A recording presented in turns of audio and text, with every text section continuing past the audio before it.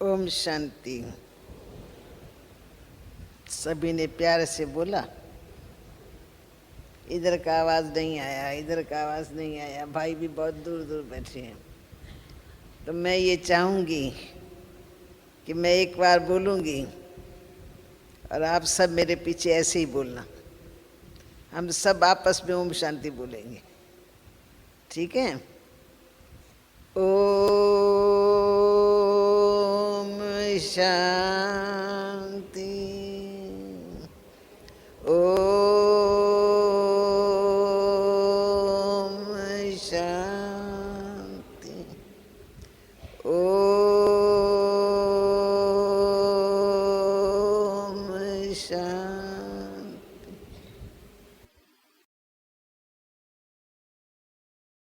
हम सभी शांति वन में पहुंच गए हैं, शांति की शक्ति भरने के लिए। शांति का सागर बाप यहीं आकर के बच्चों से मिलते हैं, और बच्चे भी दूर दूर से, पता नहीं कहाँ कहाँ से, देश विदेश से दौड़ते दौड़ते बाबा से मिलन मनाने आ जाते हैं। और साथ साथ ऐसे मीठे प्यारे बाप से मिलने के लिए अपन में योग्यता भरने के लिए भी आते हैं, क्योंकि आप सभी ग्रस्त व्यवहार में रहने वाले भाई बहन हैं। तो ग्रस्त व्यवहार में आपका मन कैसा रहता है? समस्याएं तो आए दिन बहुत बढ़ती ही जाती है। घर ग्रस्त में, धंधे धोरी में, समाज के बीच में रहते हुए भी समाज की भी कई बातें सामने आ जाती हैं, जिसमें मनुष्य का मन विचलित ही रहता है, बाप की याद में नहीं टिक सकता है। इसलिए यहाँ पर जो बाबा ने चांस दिया है, इसको हम कहेंगे गोल्डन चांस। शांति वन में रहना और चित्त वृत्तियों को यहाँ शांत रखना, ये अकुल चाहिए थोड़ा। जो वहां की बातें है वो वहां छोड़ कर के आओ, बाहर गेट से बाहर, वो यहाँ नहीं आनी चाहिए। आपकी घर की कोई परिस्थिति हो सकती है, धंधे दौरे की हो सकती है, पड़ोसियों की हो सकती है, लेकिन बाबा के घर में आके सबको बाहर गेट से बाहर छोड़ के क्या हो। यहाँ उन बातों का चिंतन नहीं करना। क्या करना है? पर चिंतन तो सारी उम्र करते रहे, परिस्थितियों का चिंतन भी सारी उम्र ही करते रहे। कोई परिस्थिति सामने आ जाती है तो चिंतन चालू हो जाता है, और उस चिंतन के कारण चित्त भी हमारा अशांत हो जाता है।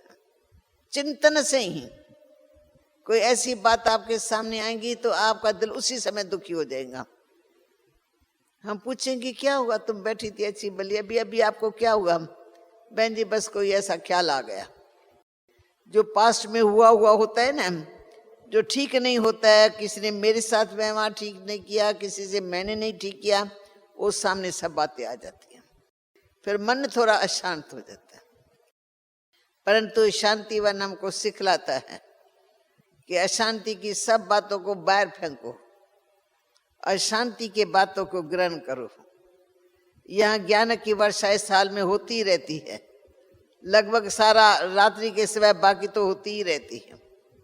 दिन में 3-4 तो क्लासेस होती है, और वैरायटी अच्छी अनुभवी बहनें और भाई आपका क्लास कराएंगे, झोली आपकी भरपूर हो जाएंगी।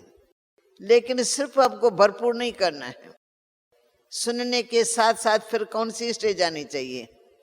मनन चिंतन करने की। सुनना, फिर अंतर्मुखी होकर उसके ऊपर मनन चिंतन करो। उसको हमको अपना बनाना है, उनको अपने लाइफ में उतारना है, तब ज्ञान सुनने का कुछ फायदा होता है। ज्ञान से शक्ति न मिले तो माना ज्ञान यहाँ खड़ा है, नीचे आया ही नहीं है। अगर चित्त में शांति आ जाए तो समझो ज्ञान को आपने यूज किया है। और ज्ञान इतना वंडरफुल है, बेहद बाप का दिया हुआ बच्चों के प्रति। संसार में बच्चों को कैसे रहना है सिखलाने वाला देखो कितना बड़ा उस्ताद है। सारे संसार का क्रिएटर भी है तो पालनहार भी है, और पुरानी दुनिया का विनाश कराने वाला भी वही है। इतनी हाईएस्ट अथॉरिटी वो हमको रोज बैठ करके पढ़ाई पढ़ाते हैं। मुरली हम किसकी सुनते हैं? शिव बाबा की। आज दिन तक भी शिव बाबा की जो मुरली है वो आज दिन तक भी हम सुनते ही आ रहे हैं। रिवाइज कोर्स चल रहा है। जो ब्रह्मा तन के दौरान दिया हुआ है ना ज्ञान, वो हम प्रैक्टिकल में अभी सुनते आ रहे हैं, उसके ऊपर अपने लाइफ को बनाते ही आ रहे हैं। रियल गीता कोई छोटी नहीं है, रियल गीता बहुत बड़ी है। और थोड़े सार रूप में हम रोज बाबा की मुरली सुनते हैं ना, तो मुरली का सार भी हमारे सामने आ जाता है। तो हम बाबा के बच्चे हैं, प्रैक्टिकल में, लाइफ में, अपने आप में परिवर्तन लाने वाले। जब तक हमने अपने जीवन में परिवर्तन नहीं लाया है, शूद्र से ब्राह्मण बनने माना परिवर्तन, बहुत बड़ा परिवर्तन। फिर ब्राह्मण से देवता बनना है, परंतु ब्राह्मण बनने के बाद हमको क्या करना है? ब्राह्मण बनने के बाद फिर हमको सेवा करनी है। क्या सेवा करेंगे? ब्राह्मणों का कौन सा धंधा है? कहते आज के मुरली में भी था ना, तो कच्छ में कुरम लेके जाते हैं कथा सुनाने के लिए, परंतु हम कच्छ में कुरम लेके नहीं जाते हैं। गीता के भगवान ने जो डायरेक्ट ज्ञान दिया, जिससे हमारी झोली भर दी, इधर आके बैठ सकते हो, ये सोफा ले सकते हो। तो ज्ञान जो बाबा ने दिया है, इसको हमको यूज करना है। तो ज्ञान बहुत ही कीमती और सहज और सरल, इसलिए बाबा ने शांतिवन में हम सबको बुलाया है। तो बाबा से मिलन मनाने के साथ साथ हम यहाँ अनुभव भी करके जाएंगे। जो ज्ञान सुनते हैं उसका मनन चिंतन करें। तो ज्ञान की मुख्य बातें, क्योंकि इस क्लास में भी आज नए बहुत आए होंगे, फिर भी मैं एक बार हाथ उठा के देखती हूँ कि जो पहली बार बाबा के घर में आए हैं वो हाथ उठाए। ठीक है, तो पहली बार जो आए हैं या दूसरे बारी तीसरे बारी, तो भी क्या होता है, आप अपने शहर में रहते हो ना, अपने सेंटर्स के कनेक्शन में आती हो जाती हो, किसी का सेंटर दूर है, घर दूर है, कभी कभार जाते हैं। परंतु वहां जाने के बाद जो सुनते हैं, फिर घर में मनन चिंतन करने का टाइम ही नहीं मिलता उन लोगों को। अपना सब्जियां काटना, बनाना, खिलाना, बच्चे आए, पोतरे आए, दोतरे गए, इधर गए इधर गए, और सारा दिन बेचारों का झमेले में ही चला जाता है। पर बाबा के घर में तो आप सब बातें छोड़ कर के आए हो ना। यहाँ सिर्फ आप अनुभव की खान बन जाओ, हर बात का अनुभव करने लग जाओ, रुचि से, लगन से। रात्रि को थोड़ी नींद फिटा करके बाबा के रूम में जाके बैठो और एक एक बात का लक्ष्य लेकर के आज मुझे इस बात का अनुभव करना है, आज मुझे इस बात का अनुभव करना है। तो अनुभव की खान है ये शांतिवन। यहाँ चारों ओर शांति शांति, जैसे शांति का समुद्र है, और तो कोई है नहीं, दुनियावी बात तो है नहीं, कोई वातावरण ही नहीं है चारों ओर, कोई दुकान नहीं, कोई मकान नहीं, कोई गृहस्थियों का वो वातावरण नहीं। तो शांतिवन में हम शांति की शक्ति को जमा कर सकते हैं। उसके लिए अंतर्मुखता बहुत जरूरी है। मन का भी मौन चाहिए तो मुख का भी मौन चाहिए। मुख से इधर उधर की बातें सुनते सुनाते रहेंगे ना, फिर वही परचिंतन का झार यहाँ आ जाएगा। कोई कहाँ से आया है, कोई कहाँ से, तो मिलेंगे आपस में, फिर अपने सेंटर की बातें करेंगे, अपने टीचर के बारे में बात करेंगे, स्टूडेंट्स के बारे में बात करेंगे, घर गृहस्थ की बातें करेंगे। तो घर गृहस्थ का वातावरण तो वहां भी था, फिर यहाँ आने का फायदा क्या हुआ? बाबा से मिलने का फायदा क्या हुआ? हमको जिगरी फायदा होना चाहिए, बाप के दुआओं के हम पात्र बन जाए, ऐसा हमको संगम युग में काम करना है। जीवन सब जन्मों से उत्तम जीवन, 84 जन्म का ये लास्ट जन्म, 84 जन्म है ना, उसमें ये हमारा लास्ट जन्म है, जिसमें हमको भगवान की पालना मिलती है, भगवान की पढ़ाई मिलती है। और भगवान की पालना के अंदर, पढ़ाई के अंदर हम अनुभव अच्छी तरह से कर सकते हैं। जो जो श्रीमत मिलते है उसके अनुसार जो चल करके देखता है ना, वो बदल जाता है एकदम। कल वो मनुष्य था, आज वो देवता बन जाता है, फरिश्ता बन जाता है। क्योंकि दुनियादारी में रहते कई बातें करते हैं, जो अज्ञान वश से यह शक्ति न होने के कारण घर ग्रस्त में रहने वाले करते रहते हैं, पर अब हम ग्रस्ती नहीं हैं। अब तो हम भगवान के बच्चे हैं, ट्रस्टी बन गए। घर से भी न्यारे, घर भी मेरा नहीं, ये तन भी मेरा नहीं, ये धन भी मेरा नहीं, मेरे साथ न आया था न साथ जाएगा। इसकी गारंटी है, कोई भी चीज यहाँ की वहां नहीं जाएंगी, क्यों? वहां से लाई नहीं है हमने, वो हमारी ओरिजिनल प्रॉपर्टी नहीं है। ये यहीं कमाया यहीं गमाएंगे। मनुष्य मर जाते हैं, बड़े बड़े बादशाह मर जाते हैं, तो वो कहते हैं हमारा हाथ खुला रखना, सब देखे। इतनी बड़ी बादशाह से हम कुछ भी नहीं लेके जा रहे। लोग कुछ सीखे। ममता जो रखते हैं ना, वो ममता ही दुख का कारण है। जो चीज आई नहीं, जो चीज चलेगी नहीं, चंद दिनों के लिए यूज करना है। हमें यहाँ आते ये माइक यूज करने के लिए मिला है, ये यूज करने के लिए, ये यूज करने के लिए मिला हुआ है, पर ये मेरी प्रॉपर्टी तो नहीं है ना। कितना सुख यूज करो और छोड़ दो, बुद्धि से निकल जाए। अगर हम हर बात में ममता रखेंगे तो ममता दुख का कारण है, लगाव दुख का कारण है। तो जहां लगाव भी होता रहेगा ना, तो एक तरफ लगाव बढ़ जाएगा, दूसरे तरफ संस्कार का टक्कर भी शुरू हो जाएगा, क्योंकि आदत पड़ गई लगाव लगाने वालों की। फिर अगर कोई के संस्कार ऐसे है तो उससे हमारा संस्कार का टक्कर भी हो जाता है। संगम युग में हमको टक्कर से भी बचना है तो लगाव से भी बचना है। अंत में हमको बाबा की याद रखनी है, या जिनसे हम लगाव रखते हैं वो व्यक्ति हमारे सामने आने चाहिए। मरने समय क्या सामने आना चाहिए? तो अभी से ही अभ्यास करो, जांच करो, तो मेरे को सारे दिन में मेरी बुद्धि कहाँ कहाँ जाती है। मैं खुद सरेंडर, कुछ भी मेरा नहीं है, बिल्कुल सेवा, उस सेवा के सिवा और कोई नहीं है। फिर भी हम अमृत वेले जांच करते हैं कि सारे दिन में मुझे कौन सी बात बार बार आती है। जो बात बार बार आती है, जो ज्ञान के विरुद्ध है, उसको एकदम खत्म कर दो, निकाल दो। हमारा चित्त बिल्कुल शांत रहे, क्योंकि हम शांति धाम से आए थे और शांति के सागर के बच्चे हैं। और संसार में जीना है पर शांति के साथ जीना है। अशांत फैलाने वाली कोई बात मेरे अंदर में आवे नहीं, आवे तो उसको बाहर फेंकना, उसको अंदर रखना ही नहीं। बहुत सुबह की बातें आती हैं, या कोई ऐसी इच्छा होती है, इच्छा की पूर्ति नहीं होती है, वो संकल्प सताता ही रहता है, सताता ही रहता है। आजकल बहनों के सैंडल बहुत अच्छे निकली है, आजकल भाइयों के बूट बहुत अच्छे निकले हैं, साड़ियाँ बहुत अच्छी अच्छी हैं। तो कोई घर साधारण है, कोई घर अच्छा है। एक दो को देखेंगे, कहेंगे इसकी साड़ी बहुत अच्छी है, ऐसी साड़ी मैं भी पहनूं। अंदर में संकल्प उत्पन्न हुआ, ऐसी साड़ी मैं भी पहनूं। फिर लाने की कोशिश करेंगी, कोई ना कोई ऐसी बात करेंगी जिससे से वो चीज मुझे मिल जाए। अगर न मिलेंगे तो उनके संकल्प चलते रहेंगे, चलते रहेंगे, चलते रहेंगे।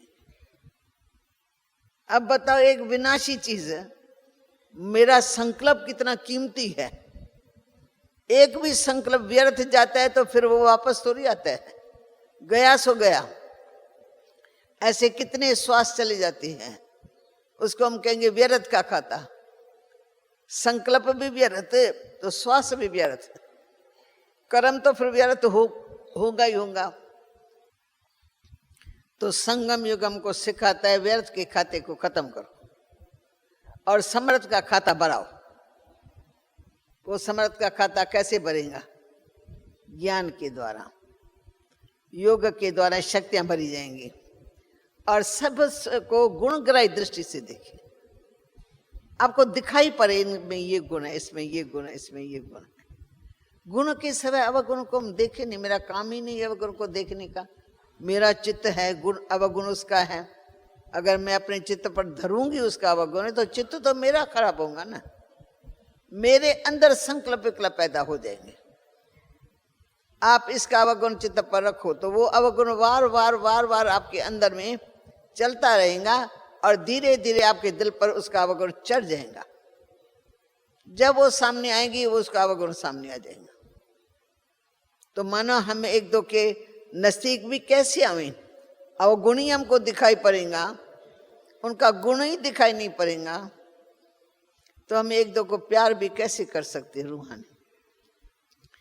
चाहे कुछ भी हो, कोई इंसान से भूल भी हो जाती है, बाबा के बच्चे हैं, चलते चलते कोई माया के अधीन हो जाता है, भूल हो जाती है, फिर भी बुला के प्यार से प्रेम से समझा के उसको रियलाइज करके छोड़ देते हैं। आगे के लिए नहीं करना। कर लिया, भूल हो गई, रियलाइज करता है, चलो लिख करके बाबा के आगे रखो, आगे के लिए भूल मैं नहीं करूंगा। तो क्या होगा, सुधार होता जाएगा। बड़ों का काम है, किसी ने माफी मांग ली या समझ लिया तो उसको फिर छोड़ देना चाहिए, ताकि वो बेचारा आगे उन्नति कर सके। बिगाड़ना तो किसी को भी नहीं है। संगम युग है सुधरने का। सारे युगों में कोई युग ऐसा नहीं। सतयुग से नीचे आते त्रेता में पहुंच जाते हैं, चलते चलते त्रेता युग आ जाता है, त्रेता से द्वापर युग आ जाता है, द्वैत भाव में और बढ़ जाते हैं, फिर कलयुग में आ गए तो कलयुगी काला, उसमें हमारे संस्कार भी काले हो जाते हैं, वचन भी काले निकलते हैं, कलह वाले निकलते हैं, माइंड में भी बुराइयां ही नजर आती हैं। इसलिए सबका मन कलयुग में अशांत रहता है। नहीं तो अशांति का सवाल ही नहीं है। घर में बच्चे है, 4 है, पति कमाता है, लगाता है, बच्चों तुम्हारा काम है बनाना और खिलाना, अपने याद में रहना। भगवान जो खिलाता है, जैसा खिलाता है, इच्छाएं न रखो, जो खिलाता है बस वो प्रेम से खा लेना है। सदा तुमको दाल रोटी मिलती, दाल रोटी खाओ, खाने को मिला शुक्रिया मानो, मिल गया। ये भी बेचारे गरीब लोग क्या खाते, इतना बड़े बड़े रोटले बना के मिर्ची डाल करके लाल मिर्ची से ही ऐसे पीस करके उससे खा लेते हैं और फिर संतुष्ट रहते हैं। और हम मालपुरा भी खाएंगे, पूरिया पकान भी खाएंगे, बहुत अच्छा खाएंगे, फिर भी मन संतुष्ट है। दूसरों को देखेंगे, दूसरों को देखने से हमारा मन खराब होता है, इच्छाएं और बढ़ जाती है। यह इच्छा मात्र में अविद्या। बाबा ने हम बच्चों को अपना बना के बहुत सुखी बना दिया। न किसी को हम देखते हैं, बाबा ने ड्रेस भी सबकी एक जैसी बना ली, खाना भी बाबा रोज भंडारे से बनवा लेता है, भंडारे में जो बनता है खाओ, प्रेम से शांति से खाओ। जो चीज सूट नहीं करती है उसको हल्का कर दो, कम खाओ, थोड़ा खाओ। बाकी शिव बाबा के भंडारे का भोजन सुखदायी है, हमको कभी दुख नहीं देता है। सिर्फ बाबा की एक आज्ञा का पालन करना है, तो याद में रह करके भोजन को स्वीकार करना है। हम शुरू करेंगे बाबा की याद से, पहले बैठेंगे 2 मिनट, ऐसे आंखें भी बंद हो जाएंगी जैसे याद में गहराई में गए। 2 मिनट के बाद फिर शुरू किया ना, फिर ओम शांति, फिर 4 बातें इधर की हो गई, उधर की हो गई, उधर के, बस हमारा मनोरंजन हो गया। तो उससे क्या होता है, हमारा वो खाता जो है जमा का खाता वो नहीं रहता है, cut cut cut cut cut cut हो जाता है। ये संगम युग जमा का है, खत्म करने का नहीं है। जितना जमा करेंगे, जितना जमा करेंगे, ऐसे हंसते ऐसे बाबा के पास चले जाएंगे। जाने समय कष्ट नहीं होगा। बुद्धि कहाँ भी लटकी हुई न रहे, ये जांच करो। ग्रस्त में रहने वाले जितने भी बहनें हैं ना, सब ये जांच करे कि मेरी बुद्धि कहाँ कहाँ लटकी हुई है, अंत में मेरे सामने क्या क्या आएगा। अपने आप को आंखें बंद करके देखो, मैं जा रही हूँ, अब मेरे सामने क्या क्या आता है। समझते हो, इसमें बुद्धि मेरी जाती है, उससे अपने आप को पहले निकाल दो। तुम मर जाओ उनके लिए, न वो मेरे लिए न मैं उनके लिए हूं। हम तो संसार में आए हैं जाने के लिए, आना माना फिर जाना शुरू हो गया। चाहे कोई कब जाता है, कोई कब जाते ही है ना। तो संसार में न्यारे होके कैसे रहे, कर्म कैसे श्रेष्ठ करे, सोचना भी श्रेष्ठ, बोलना भी श्रेष्ठ, और फिर व्यवहार भी श्रेष्ठ। मन शांत तब होता है जब हमारा सब कुछ ठीक होता है। मन भी बिल्कुल, मन में कोई बुरा ना सोचो, किसी के लिए भी नहीं सोचो। सोचने वाला भले ही तुम्हारे लिए बुरा सोचे, पर इसका मतलब वो बुरा सोचे मैं भी बुरा सोचूं? वो बुरा सोचने वाला अपने लिए करता है, मेरे को अपने लिए करना है। बाबा ब्रह्मा ने बहुत अपने संग में रख करके हम बच्चों को बहुत कुछ सिखाया। गाली देने वाले जो गालियां देते हैं, कभी बाबा का कर्म लौकिक में ऐसा नहीं। ऊंच क्वालिटी ऊंच लौकिक में, अलौकिक में तो क्या सारे विश्व का पिता बन गया। कोई कर्म धर्म ऐसा नहीं, परंतु लोगों ने न जान करके नई नई बात देखी, नया नया काम देखा तो बस चमक गए। फिर तो जो गालियां दी जिसकी कोई हद ही नहीं। पर बाबा मुस्कुराता हुआ कहते हैं बच्चे इनका दोष नहीं है। हम कहते हैं बाबा हमको नहीं, ये गालियां देते ना हमको बहुत अंदर गुस्सा आता है, और किसी बात में नहीं आता है। पर हमारी माता होके अगर हमारे कारण है बाबा को गाली देती है तो बाबा हम सहन नहीं कर सकते, हमको बहुत फील होता है, इसलिए हमारी उनसे लड़ाई लगती है, माँ से नहीं बनती है।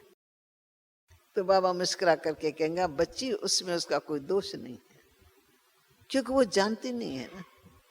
तुम्हारा बाप कौन है, तुम क्या कर रही हो, क्यों जाते हो, जानती है? नहीं बाबा, नहीं जानती है तो अज्ञानी हुई ना, अज्ञानी तो करेंगे। बच्ची बाबा को फिक्र नहीं रहता है, तुमको क्यों रहे? एकदम बाबा सेकंड में कहेगा बाबा को है नहीं, बाबा को नहीं तो तुमको क्यों? गाली देने वाले बच्चे अभी थोड़ा ठहरो, गाली देने वाले गाली देते देते गाली के बदले तुम ऊपर गिन गिन करके फूल चढ़ाएंगे, गिन गिन करके फूल चढ़ाएंगे। जब पहचान जाएंगे तो रोएंगे, आंसू बहाएंगे, उनको फील होगा ये हमने क्या किया, किसको गाली दी। वो जमाना अब आ गया। बाबा को जिन्होंने दिया ना वो अभी पश्चाताप में है बहुत, कि हमने उस समय पहचाना नहीं। हमें पता नहीं ये कौन सी शक्ति है, हमें पता नहीं ये इतना बड़ा कार्य कौन करा रहा है। हम तो बहनों माताओं को ही देखते हैं तो हमको लगता है ये पता नहीं कैसा सत्संग है, कोई गुरु गोसाई तो है नहीं, पता नहीं किसके पीछे ये प्राण दे रही है। अब समझ में आता है धीरे धीरे, जब खुद ज्ञान योग को यूज करते हैं, आते हैं, योग करते हैं, तो लगता है ये विद्यालय है, पढ़ाई चल रही है। जो पढ़ता है ना, रोज रोज पढ़ता है, तो उसके संस्कार में बहुत अच्छा परिवर्तन आता है, उनका योग में भी मन लगता है। अमृत वेले उठेगा ना तो उसका मन लगेगा, खिंचाव में आ जाएगा। हम देखते तो विदेशी बहनें, विदेश की विशेषता, गिरावट में भी फुल आते हैं। वो समझो कि उनके समाज के अनुसार वो है ही फ्रीडम। पर जब फिर बाबा के बच्चे बनते हैं तो बिल्कुल वो एक्यूरेट चलना चाहते हैं, योग में भी एक्यूरेट, ज्ञान सुनने सुनाने में एक्यूरेट, मुल्क की पॉइंट्स नोट करने में, दूसरों की सेवा करने में, सब में अलर्ट हो गए हैं। वो कहते हमने तो बहुत समय अपना गंवाया, अब हमारा समय कमाई करने का है, अब हम टाइम अपना वेस्ट नहीं करेंगे। मेजॉरिटी इसलिए वहां सेंटर भी खुलते जाते जल्दी जल्दी जल्दी जल्दी। विदेशी बहनें ही विदेश में अपने बल से अपना सेंटर खोल देते हैं, टीचर्स का सहारा ले लेते हैं, टीचर बीच बीच में आती रहेंगे, कमीशन भरोसे रखेंगे और सेंटर चलाते रहते हैं। तो धारणा अच्छी होने से आने वाले के ऊपर भी उसका अच्छा प्रभाव पड़ता है। विद्यार्थी देखते ना इसकी जीवन कैसी बनी, आने वाले सब देखते पहले ये ऐसी थी, ये बदल गई। दिल्ली के अंदर एक माता थी, पड़ोस में आए दिन बहू और सास का झगड़ा लगता ही रहता था। पड़ोसी एक ही दीवार है ना, ऊपर छत तो खुली हुई है ना, आंगन की दीवार एक ही होती है, तो आए दिन उनके खूब झगड़े चलते थे। तो वो बहन जो पड़ोसी थी वो कहती मैं मकान ही बदली कर देती हूँ, क्योंकि इनका तो झगड़ा चलता ही रहेगा। झगड़ा वहां करते, सारा सुनते तो हमें हमारी बुद्धि चलती है, इसने उसको ऐसा नहीं करना चाहिए था, उसको ऐसा नहीं कर, करेक्शन हम यहाँ बैठ के करते अंदर ही अंदर। फिर कभी वो मिलने आ जाएंगी तो हम उससे मिल जाएंगे, कभी फिर वो मिलने आ जाएंगे हम उससे मिल जाएंगे। तो हमको लगा हमारी जीवन क्या, झगड़ा किसी और का, खाम खाम अपना टाइम वेस्ट कर रहे हैं। न ज्ञान न ध्यान नाम कहीं सत्संग में जा सकते हैं, सारा दिन पर चिंतन का किचरा हमारे अंदर भर जाता है, इसलिए हमारा मन अशांत रहता है। तो उसने क्या किया, मकान बदली करने के लिए किसी को कह दिया कि भाई मैं ये मकान छोड़ना चाहती हूँ, अपना ही मकान था उसका, मैं टोटल छोड़ना चाहती हूँ, इस एरिया से निकलना चाहती हूँ, मेरे को एक अच्छी एरिया में मकान लेके दो। तो उसने कहा अच्छी में मैं क्या ध्यान में रखूं, कैसी अच्छी चाहिए? पड़ोस अच्छा होगा। पड़ोस का कैसे पता लगेगा? तुम अच्छी हो तो पड़ोस आप ही अच्छा हो जाएगा। तुम पड़ोसियों के बीच में जाओ नहीं, उनकी बातें सुनो नहीं, तो चलो कुछ भी करते रहे तो उसमें क्या है? संसार में रहते हम संसार को बदल सकते हैं क्या? सारा संसार लड़ाई झगड़ा मारा मारी कितना कुछ होता है, पर हम कहते तो होता ही रहता है, अभी इनमें हम क्यों अपना टाइम वेस्ट करें, हम अपना बचाव करते रहेंगे। तो संसार में आना माना झमेले तो आएंगे, बातें भी आएंगी, पर स्वयं को स्वयं का सुधार करना है। स्वयं को कोई भी बुरी बात अंदर में टच न करे, क्योंकि हमारा मन अंदर ही अंदर है ना, वो जो बुरी बातें हम जमा करेंगे ना, तो अपन नहीं बिल्ली अपन को म्याऊं म्याऊं करे। ये अंदर जो बिल्ली धारण कर लेते हैं ना, वो हमको ही म्याऊं म्याऊं करती है। अशांति फैलाने के संकल्प हम जमा कर देते हैं। बुराई देखेंगे, बुराई बोलेंगे, सुनेंगे, इंटरेस्ट लेंगे, तो वो सारा किचरा उनका सारा किचरा मेरे पास आ गया। अशांति की सामग्री इकट्ठी करके फिर आके शाम को 7:30 बजे के योग में बैठ जाएंगे। 7 बजे के योग में, सुबह को मॉर्निंग में लाल लाइट में बैठ जाएंगे, पर किचरा जो सारा दिन इकट्ठा किया वो कहाँ जाएगा? उसका अंदर नाश होगा क्या? नाश नहीं हो सकता है ना, क्योंकि किचरा इकट्ठा किया है, अग्नि लगाई नहीं, योग हमारा पूरा होता नहीं है। अभी योग लगाने बैठते तो किचरा फिर जमा करके ले आते हैं। इसलिए सारे दिन में अटेंशन क्या रखना है कि हमको पर चिंतन करना नहीं है, पर चिंतन सुनना नहीं है। शांतिवन में आए हैं शांति की शक्ति को जमा करने के लिए, अब बाबा से अपनी शक्ति भरने। वारस है, अधिकारी है, हमको वर्षा मिलना चाहिए, तब मिलेगा हमको। जैसे बाबा ने मुरली में कहा है ना, दुआओं के पात्र बनो। पर दुआ कब मिलती है हमको? किसको दुआ मिलती है? आजकल की बहुओं को दुआएं बहुत कम मिलती है। कोई लाखों में एक आधा होंगी जो ऐसा काम करेंगे तो मानो बड़ों की दुआ के पात्र बन जाएंगे। नहीं तो आजकल की जो बहुआं आती है फैंसी, वो क्या करते, नौकरी करती है, चाकरी करती है, पति भी कमाने जाता है, वो खुद भी कमाने जाती है, कमाई करके आती है, थकी टूटी आती है। अगर उसको उनकी सास कहेंगी ना, तो बहुत मैं तुम्हारे लिए इंतजार कर रही थी, तुम आएंगी ना, तो दोनों के लिए ना 2 कप बना लेना, एक तुम पीना, एक मेरे को दे देना। तो उसको गुस्सा आता है, ये अम्मी है क्या है? मैं इतनी नौकरी करके इतना दूर दूर से थकी हुई, चाय के प्याले के लिए भी डाइट ठहरी रहेगी क्या? एक चाय का प्याला नहीं पी सकती है? एक थी बरोबर मेरे सामने लड़की, अच्छी सियानी थी, वो मेरे को कहने लगी तो मेरा घर में नहीं बनता है, मेरा सास से नहीं बनता है। मैं कहा किससे बनता है? तो कहा मेरा पति से तो प्यार है, वो भी दफ्तर में जाता है, मैं भी दफ्तर में जाती हूँ, कमाई करके दोनों आ जाते हैं। परंतु जब कमाई करके आते हैं ना, तो उसको तो चाय का प्याला मिलेगा, और मेरे को मेरी सास इंतजार करेंगी, तो मैं अलग बैठ के चाय बनाऊं, इससे तो बहू रानी आएंगी, चाय का प्याला बनाएंगी तो मेरे को भी पिला देंगी। देखो कितनी अच्छी बात है। फिर भी वो कहती मुझे गुस्सा आता है। मैं ये तो तुम्हारी बात रंग है, क्या तुम सासू नहीं बनने वाली हो ना? तुमने तलाक दे दिया, मैं कभी भी नहीं सासू बनूंगी, तुम ऐसे ही रहेंगी, फिर तुम्हारी कौन सेवा करेगा? क्या तुमको जरूरत नहीं पड़ेगी दुख में सुख में? तकलीफ होती है तो हम दूसरे का सहारा तो लेते ही है ना। चाहे हमारे घर में मेरी माँ होती है, चाहे पड़ोसी होते हैं, वो भी आके बेचारी सेवा करते हैं। तो अगर परिवार में रहती है, एक चाय का प्याला तुम बनाती हो, उसको पिलाए तो तुमको गुस्सा क्यों आता है? मैंने कहा भाई, मैं शब्द बोला, मैं कहा मैं ऐसे जीवन के ऊपर लैनत डालती हूँ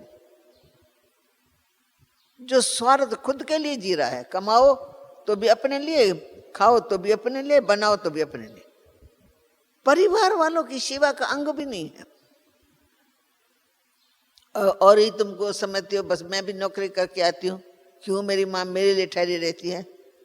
मैं कहा तुम्हारा काम है आके सेवा करना, चाय का प्याला पिलाओ, पहले पीछे तुम पियो, फिर उसके बाजू में बैठो, उनकी भी थकान दूर करो। कहते वाह हम नौकरी करके आए, थकान उसकी दूर करे। मैं कहा फिर तुम दो नौकर रखो दूसरा जो तेरी थकान दूर करे। अभी तो तुम्हारे पास है नहीं कोई बच्चा जो तुम्हारी सेवा करे, अभी तो तुम यंग हो, तो नौकर रखो जो तुम्हारी सेवा करे। समझाया, समझाने के बाद उसने थोड़ा इसको रियलाइज किया और मेरे को चलते फिरते दूसरा बारी कहा 5 मिनट मेरे को और टाइम देना। मैंने दिया तो मेरे को अपनी रियलाइजेशन बताई कि दादी आपने ऐसे ढंग से बताया, मेरे को अंदर लग गई बात। क्या वो मेरी माँ नहीं है क्या? सासू भी तो माँ होती है ना। क्या मैं माँ की सेवा न करूं? मुझे मेवा कब मिलेगा, कब मुझे दुआ मिलेंगी? माना सारी उम्र मुझे दुआ मिलेंगी नहीं, मैं दुआओं की पात्र बनूं, मैं ऐसा काम करूं। कहती है मेरे को यहाँ 3 दिन के अंदर ये परिवर्तन आ गया। अब मैं वहां जाऊंगी ना, मैं अच्छी तरह से दिल से प्यार से उनकी सेवा करूंगी। तो सबको पता लगा 3 दिन में जो चेंज आई, सब वंडर खाने लगा ये कहाँ से आई है, इतनी शिक्षा लेके कहाँ से आई है, कौन से स्थान ने इसको सुधारा है। जो सच्चाई है वो तो सामने आएगी ना। झूठ पाप भी आता है, आज नहीं आता तो कल आता है, आता ही है। लड़ाई झगड़े का संस्कार होता है वो भी निकलता ही है, कितना भी दबा करके रखो, पर संस्कार होगा कभी ना कभी बाहर आ ही जाएगा। ऐसे ये भी संस्कार है। अगर हमारे अच्छे संस्कार है, सेवा भाव है, तो ऑटोमेटिकली दूसरों को भी सेवा का मिल जाता है, दूसरे भी खुश हो जाते हैं। तो सेवा करना माना, शब्द कितने अच्छे, सेवा माना मेवा, दुआएं, मेवा माना दुआएं।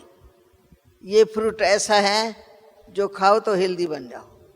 बड़ों की दुआ बहुत बड़ा काम करती है, बहुत बड़ा काम करती है। दुख में सुख में अगर बड़ों के दुआ का स्टॉक हमारे पास जमा है ना, तो हम अंदर में खुश रहेंगे। धन होगा न होगा, किसी को कुछ भी न हो, पर बड़ों की दुआ वो उनको बना लेती है शक्तिशाली। मेरे लौकिक में एक भाभी थी, भाई की स्त्री। एक छोटी थी वो भी तेज थी, एक बड़ी थी वो भी तेज थी। ये बीच वाली थी ना, सुशील स्वभाव की थी, नाम भी अच्छा था शील, स्वभाव भी अच्छा था और सेवा भाव भी बहुत अच्छा था। थी भी अच्छे बड़े घर की, परंतु घर में फिर साधारणता आ जाती है ना किसी कारण से, संस्कार अच्छे थे। तो घर में माँ बाप मनो लौकिक को भी बहुत खुश रखा अपने कर्म से, व्यवहार से, सबसे। और ससुराल घर में आकर के भी उसने सबको बहुत सुख दिया। चलते फिरते वो दुआओं की पात्र बन गए। तो मेरी माँ भी बार बार उसको दुआ देती थी। मैं कहा माँ इसने क्या किया तुम्हारे साथ ऐसा? कहती है हर वक्त अपने आप ध्यान रखती है, टांगों अपने आप आके दबाएंगी। मैं कभी नहीं कहूंगी मेरी टांगे दबाओ, क्योंकि मैंने अपने बहू के स्वभाव को जान लिया कि ये सुशील, ये देवी आई है मेरे घर में। मैं सबको कहती मेरे घर में ये देवी है। तो सास बहू के लेकर ये देवी है और दूसरे 2 बहुआं बैठी हुई है, उसको अंदर फील तो होगा ना। पर उनमें नहीं है गुण, तो फिर क्या होगा? गुण ही नहीं है सेवा करने का। तो उन्होंने अपने जीवन में सास का प्यार नहीं पाया, जिगरी। और इसने सास का तो क्या, पर ननंदों का और भी जो बड़े बड़े होते हैं सबका प्यार पाया। अंत में गई भी ऐसे जैसे हंसते हंसते गई। मेरे को तो ऐसे समाचार सुनाते जैसे बैठे बैठे चली गई, क्योंकि मैंने कहा देखो अंदर में बोझ नहीं था, परिवार में किसी प्रकार का बोझ नहीं, और सबके दुआओं की पात्र थी। तो व्यवहार भी अच्छा चाहिए, व्यवहार साथ चलता है। समाज में रहना है तो व्यवहार अच्छा चाहिए, कर्म भी अच्छे चाहिए, कर्म हमारे साथी है। जो कुछ मैं कर रही हूं मेरे साथ ही साथ जमा हो रहा है। ऐसी गुप्त मशीनरी मैं कर रही हूं, मैं सोच रही हूं, वो सोच भी मेरे अंदर जमा हो रहा है। बुरा सोचते तो भी मेरे साथ चलेगा, अच्छा सोच रहे हो तो भी मेरे साथ चलेगा। उसमें खुशी रहेगी और उसमें खुशी गमी दोनों आती रहेंगी, क्योंकि हमने जमा का खाता ठीक नहीं रखा। तो संसार में आना माना जमा का खाता बनाना, सदा खुशी में रहना और सदा दूसरों को सुख देना। जाता ही क्या है, अंग मिले है सेवा के लिए मिले है ना, सेवा करो ना, वचन से सेवा करो, मीठा बोलो, वो बड़ी सेवा है। एक गांव की कहानी सुनाते थे। एक गांव था, उसमें उनकी जो सास थी, तो वो ऐसी सास थी जो सारे गांव में ना, जहां भी वो जाती थी ना, तो सब उस मुंह मोड़ लेते थे। तो गांव वालों ने अपने में पंचायत की, तो इतना स्वभाव इसका कराया है, मिनट मिनट में गालियां देती रहती है बड़े घर की। तो वो कहते सारा दिन हम बैठ करके गाली खाएं, तो इस बुढ़िया को सभी निमंत्रण दे दो, आज इसके घर में जाए। तो सभी ने मिल करके आपस में प्लान बनाया, चलो एक दिन आके गाली देंगे ना, खाना खिला देंगे, गाली देते रहते, देने दो, हम सहन कर लेंगे। तो गांव वाले तो घर होते 100 के 200 के करीब, सब ने उसका टर्न बांध लिया और बड़े प्यार से सत्कार से उनको कहा कि हमारे घर में आके भोजन पान करा। अम्मा तो हमारे घर में आके भोजन पान, वो भी खुश हो गई। पर जहां जाती थी ना, तो सब वहां वाले मुंह मोड़ लेते थे। जाते ही उनको वाइब्रेशन अच्छा नहीं मिलता था, कोई उनकी खातिरी नहीं करते थे, कोई उनको प्यार से नहीं खिलाते थे, थाली रख देते थे और खुद इधर उधर घूमते रहते थे। रोटियां चार रख देंगे, जितनी चाहिए उठा के खाओ, कोई प्यार से सेवा नहीं करते थे। ये होते होते होते थे एक गांव की लड़की आई इनके घर में शादी करके। उसने देखा ये क्या व्यवहार करते हैं बड़ों से, ये अच्छा नहीं है, तो बड़ों की दुआएं तो इसको मिलेंगी नहीं इन लोगों को। तो वो फिर इतनी सियानी निकली, उस बुढ़िया को बहुत प्यार से पाला, पूरी सेवा करती थी, टांगों की मालिश करना, ये करना, खाना प्रेम से बना के देना, गरम गरम खिलाना, आदर सत्कार से खिलाना, सब बातें भर करके उसने सेवा शुरू की। तो उसकी इतनी अंदर से दुआएं मिली, और जाते जाते बड़े बड़े घर की थी, जमीनें बहुत थी, सब किसी को कुछ पाई भी नहीं दिया, उसको सब कुछ देके गए। कहते इस बहू ने मेरे को बहुत सुख दिया, इसने मेरा मान भी रखा, मेरी सेवा भी की, हर तरह से मेरे को सुखी रखा, इसलिए मेरे दिल से निकलता है। तो परमात्मा इसको सदा सुखी रखे। सारे लोग देखते थे इस बालकी ने क्या किया ऐसा।